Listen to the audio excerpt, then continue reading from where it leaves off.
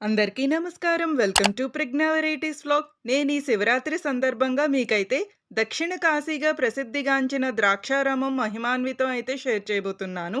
నిత్యం ఓం నమః శివాయ అంటూ శివనామ స్మరణతో ప్రతిధ్వనించే పవిత్రధామం ద్రాక్షారామం.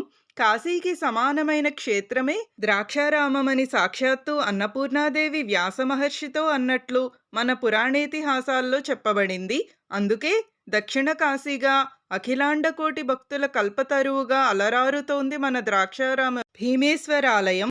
ఆంధ్రప్రదేశ్లోని ప్రధాన శైవ క్షేత్రాలలో ఒకటిగా భక్తుల నీరాజనాలను అందుకుంటుంది ద్రాక్షారామం. భీమేశ్వరాలయంలోని భీమేశ్వరుడు స్వయంభువు మాట. ఈ ఆలయాన్ని 1100 సంవత్సరాల క్రితం నిర్మించిన అంతకుముందే భీమేశ్వరుడు ఇక్కడ వెలిసారని ప్రతీతి. ఆ రోజుల్లో సుప్రసిద్ధ ఆలయంగా ప్రసిద్ధి చెందడంతో పాటు చాళుక్యుల శిల్పకళా రీతికి అద్దం పట్టే అద్భుత చారిత్రక కట్టడంగా పేరుగాంచింది.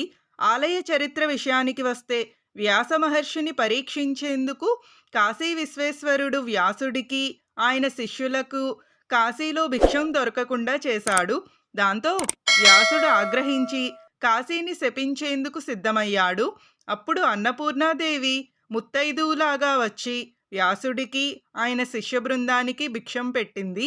కాశీని శపించేందుకు సిద్ధమైన వ్యాసుడిపై కోపగించుకున్న విశ్వేశ్వరుడు కాశీలో భోగులకు స్థానం లేదని పట్టణాన్ని విడిచి వెళ్లాలని ఆదేశించాడు. దీంతో విశ్వేశ్వరుడికి ఆగ్రహానికి గురైన వ్యాసుడు విపరీతంగా రోదిస్తుండగా ద్రాక్షారామం వెళ్ళి అక్కడ భీమేశ్వరుణ్ణి సేవిస్తే నీకు ఇహములో భోగము పరములో మోక్షము కలుగుతుందని ఓదార్చింది అన్నపూర్ణాదేవి. ఆమె ఆజ్ఞతో వ్యాసుడు ద్రాక్షారామం వెళ్ళి భీమేశ్వర స్వామిని మాణిక్యాంబను దర్శించుకుని దక్షిణ కాశీగా నామకరణం చేశాడని ప్రతీతి మాట. ఈ ఆలయంలో భీమేశ్వరుడు స్ఫటికలింగాకారుడై 15 అడుగుల ఎత్తుతో ఉండటం విశేషంగా చెప్పవచ్చు.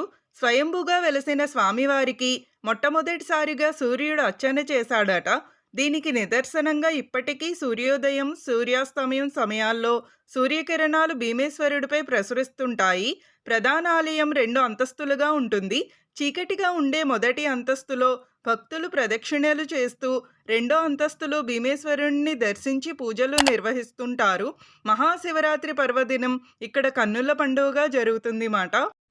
పంచారామాల్లో ఒకటిగాను జ్యోతిర్లింగాలలో ఆఖరిదిగాను చెప్పబడే ద్రాక్షారామం భీమేశ్వరాలయం చాలా మహిమాన్వితమైనది. చాలా ప్రసిద్ధ పుణ్యక్షేత్రంగాను భక్తులచే పూజింపబడుతుంది. ఇదే చీకటి కోణం మాట. ఇక్కడ స్వామివారి పాదభాగం ఉంటుంది. ఈ వీడియోలో నా ఎక్స్ప్లెనేషన్ నచ్చితే ఈ వీడియోకి ఒక లైక్ అయితే ఇచ్చేసి please subscribe Pragna varieties vlog.